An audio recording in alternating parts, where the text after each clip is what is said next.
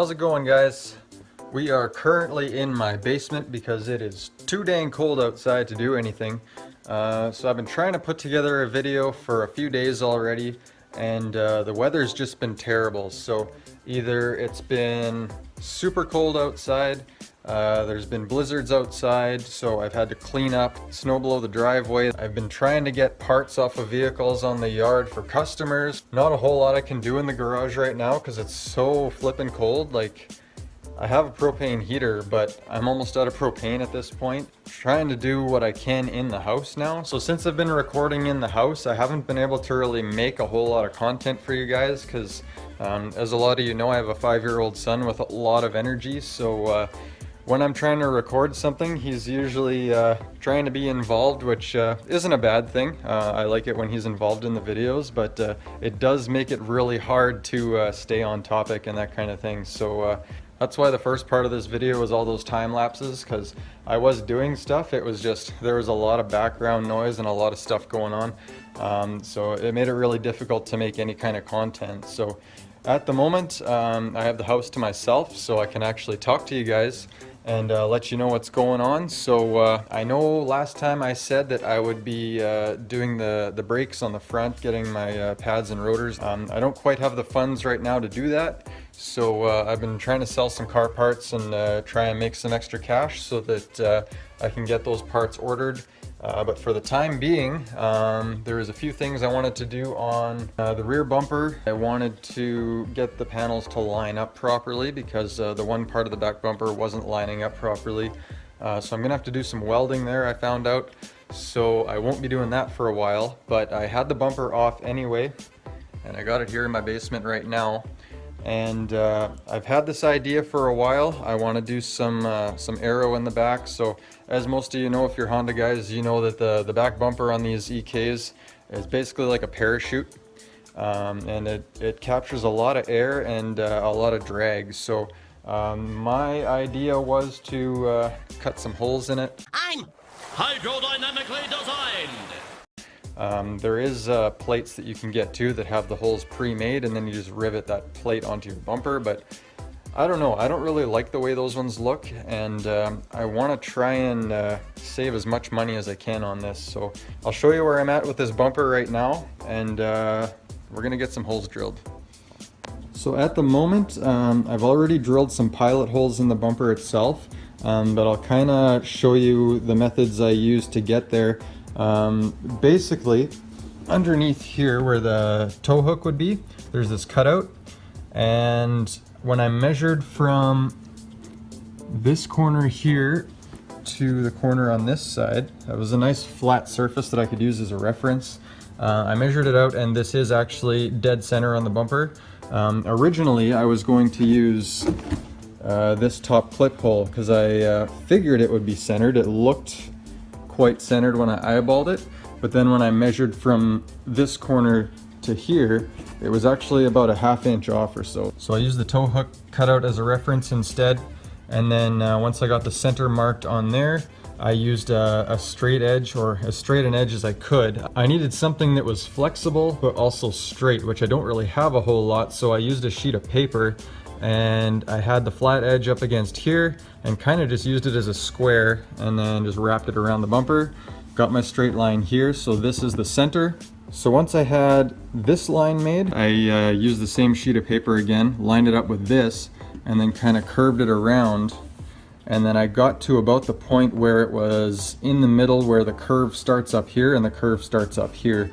I know it's not going to be 100% because it's not a definite edge that I was using to center it, but in eyeballing it, it looks pretty good, I think.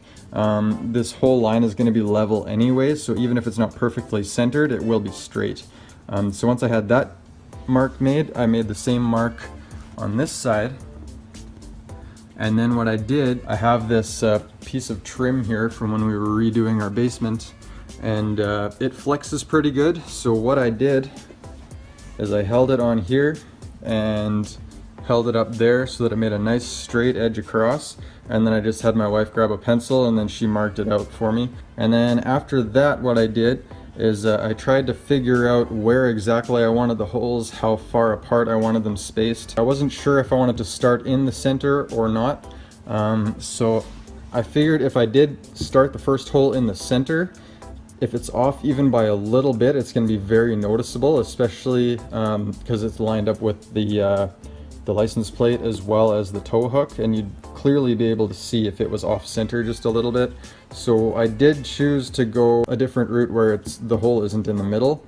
So I wanted them to be fairly spaced apart, but not super close either. So I made marks 8 inches apart. So I started in the middle, did 4 inches on this side, 4 inches on that side, and then another 8 inches, another 8 inches, and then another 8 inches. So there's going to be 8 holes in total, which I don't think is overdoing it.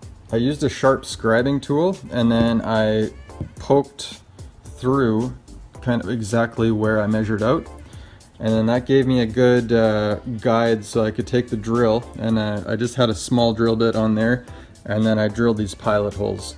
So what I'm going to do next is use the 1 step bigger drill bit, and then I think I can use the hole saw after that. So I'm going to quickly get those drilled. Hopefully the drill lasts, because it is not very happy right now.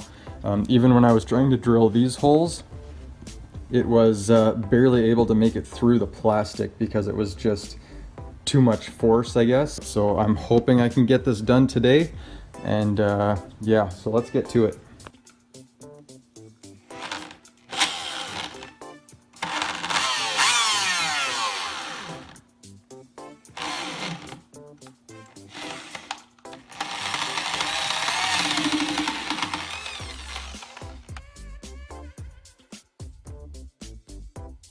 All right, that was terrible. The drill barely had enough power just to get it through. So what I ended up having to do was slowly rev it up on the trigger, and once it got up to speed, then I could ram it through the hole. So probably not as precise as I want it to be. Luckily I made those pilot holes before, so I think those helped out quite a bit. So I'm gonna move on to the hole saw now.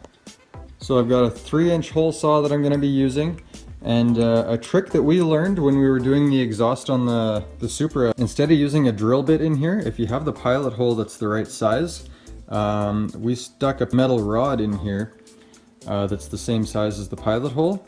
And by doing that, it keeps the hole saw centered a lot more, and it's going to prevent, if you were using a drill bit, it's going to prevent that from grabbing and possibly moving it off center. So especially in an application like this where we're using it on plastic and it could very easily shift, this will prevent it from doing that. So this won't be cutting into the plastic at all, so it should keep the saw fairly centered, and then we should get a nice straight row of holes. So I'm going to get this in the drill. I'm hoping it has enough power to get through there, but honestly, I'm not holding my breath on this one because that was terrible.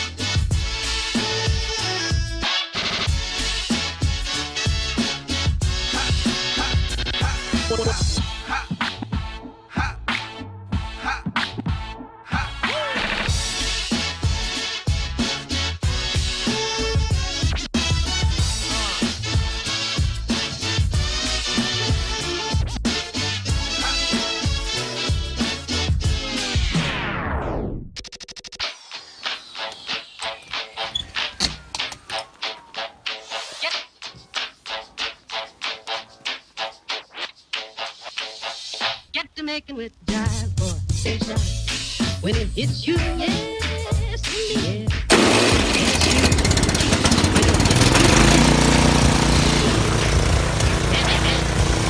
When it hits you, yes, in the air. Yes, you shall. When it hits you, yes, in the air. Yes, you shall. Yes, 1, 2, 3.